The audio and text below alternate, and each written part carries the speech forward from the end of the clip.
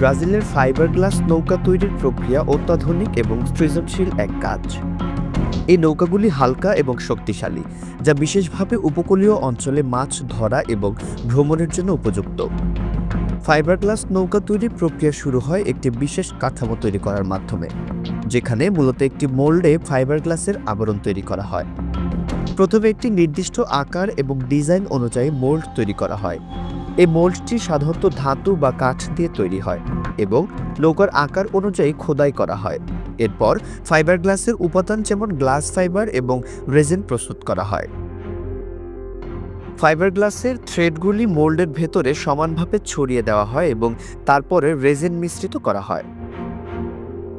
মোল্ডে fibre glass এবং রেজিনের একাধিক স্তর লেপন করার পর এই স্তরগুলি শুকানো এবং শক্ত করার জন্য কিছু সময় রাখা হয়।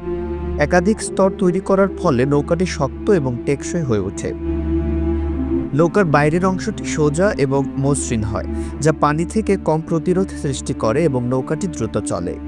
নৌকা তৈরির পর ভেতরের অংশে বিভিন্ন ফিচার যোগ করা হয়, যেমন সিট, ডেক এবং অন্যান্য সমুদ্র যাত্রার সুবিধা। পুরো প্রক্রিয়া শেষে নৌকাটি পরীক্ষা করা হয় যাতে তা সমুদ্রে নিরাপদ এবং কার্যকরী হয়।